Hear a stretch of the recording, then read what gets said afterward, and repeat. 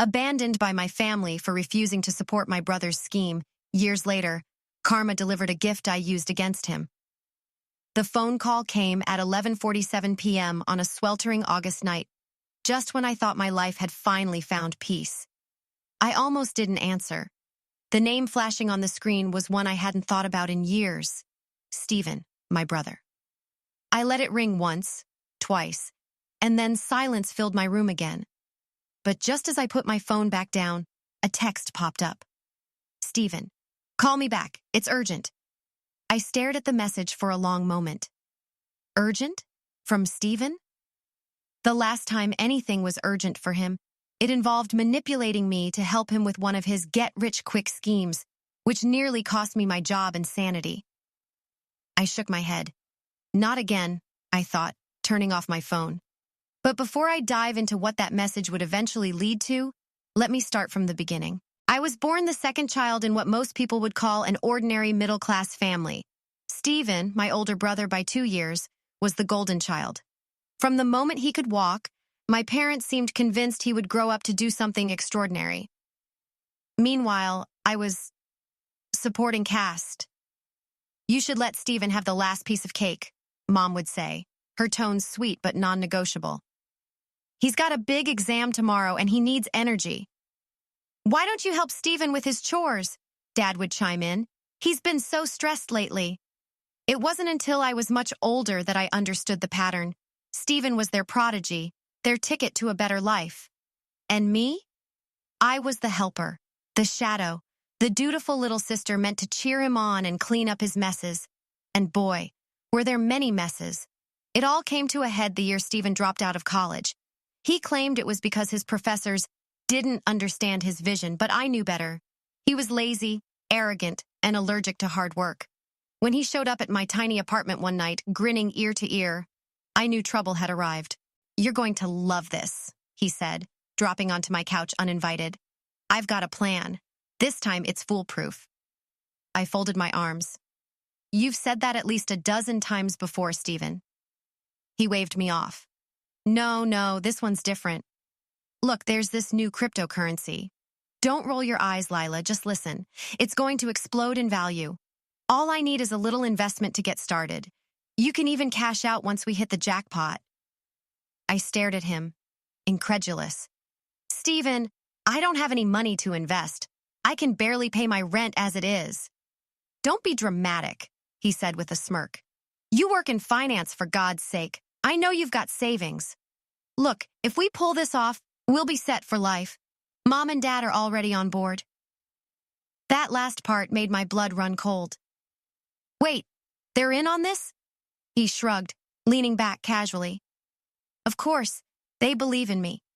They've already put up the house as collateral for the initial loan. You what? My voice rose. Are you insane? If this goes south, they'll lose everything. It's not going to go south, he said, rolling his eyes. But I need you too. You're smart, resourceful. If you help me convince some of your friends or colleagues to pitch in, this thing will really take off. I stood up, my fists clenched. Number absolutely not. I won't be part of this. Stephen's face darkened. Don't be selfish, Lila. This is for the family. Exactly, I snapped. And I'm not going to let you ruin them. The fallout was immediate and brutal. Stephen stormed out, and within hours, my parents called. Why are you being so difficult, Lila?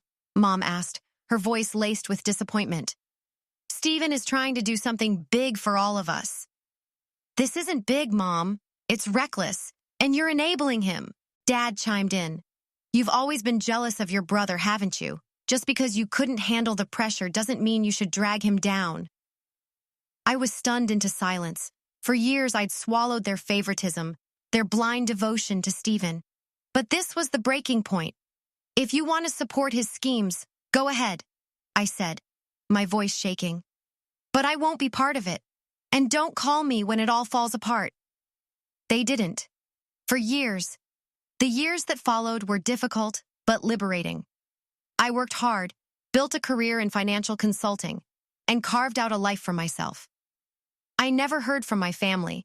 though I occasionally saw their names pop up in news articles about legal disputes and bankruptcy filings. Stephen's schemes had finally caught up to him. I thought I was free of them forever, until that text message arrived. Against my better judgment, I called him back the next morning.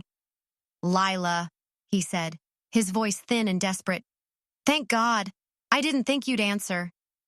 "What do you want, Stephen?" He hesitated. "Look, I'm in some trouble. Big trouble. I need your help." "Of course you do," I said dryly. "What is it this time? Another foolproof plan gone wrong?" "It's not like that," he said quickly. "I'm in real danger. There's this guy I owe money to. A lot of money. And if I don't pay him back soon—" His voice trailed off, but the implication was clear. I almost laughed. "And you think I'd help you after everything you've done?" "Lila, please," he said, his voice breaking. "You're the only one I can turn to.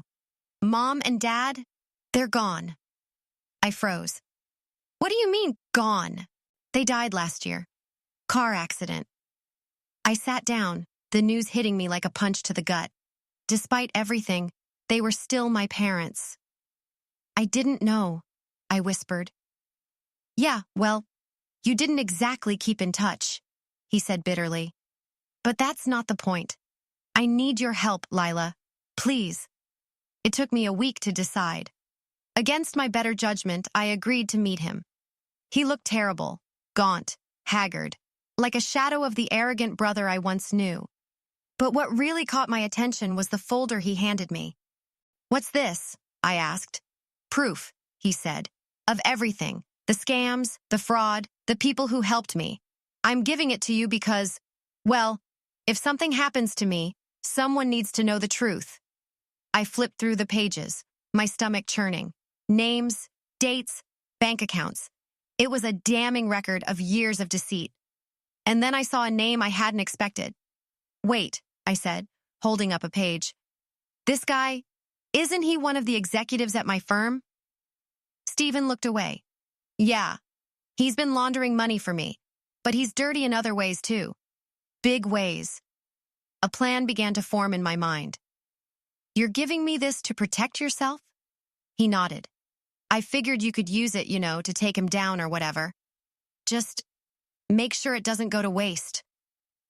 I stared at the folder in my hands, my mind racing. Stephen's face was a cocktail of desperation and fear, but for once, there was a trace of sincerity. Still, it wasn't enough to soften my suspicion. "So let me get this straight," I said, narrowing my eyes. "You're handing me a stack of evidence implicating a high-profile executive, someone at my firm, no less, because you're suddenly feeling noble?" He shifted uncomfortably in his seat. "I didn't say it was noble. I said it might save my ass." "Ah, there it is," I said dryly, snapping the folder shut. "You don't want me to expose this for justice. You want me to weaponize it to keep your enemies off your back." He didn't deny it. "Lila, come on. You think I'm proud of this? You think I want to be the guy who drags his sister into this mess? But I didn't have a choice. These people, they don't play games. I needed to—" "You didn't have a choice?" I cut him off, my voice rising. "Stephen, you always have a choice. You've just never made the right one." His jaw tightened. "I didn't come here to get a lecture. No, you came here because you knew I'd clean up after you. Again." He winced but didn't argue. The silence stretched between us, thick with years of resentment and unspoken words. Finally, I sighed and leaned back, the weight of the folder pressing against my palms. "So what happens if I don't do anything?" I asked flatly. "If I just walk out of here and leave you to deal with the fallout?" His voice dropped, and for the first time, I heard genuine fear. "Then I'm dead, Lila. And I mean that literally." I didn't sleep that night. The folder sat on my coffee table, taunting me like Pandora's box. By morning, I'd read every page, and what I found was worse than I imagined.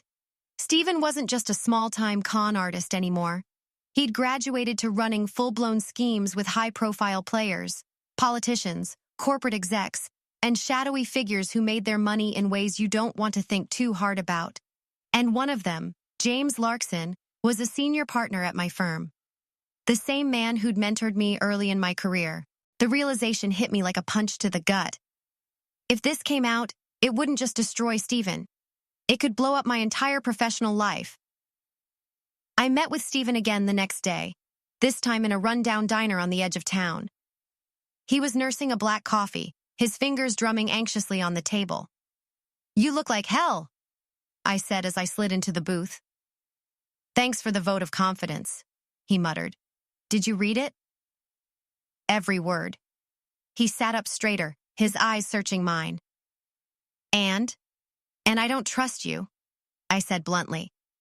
"How do I know this isn't some kind of trap?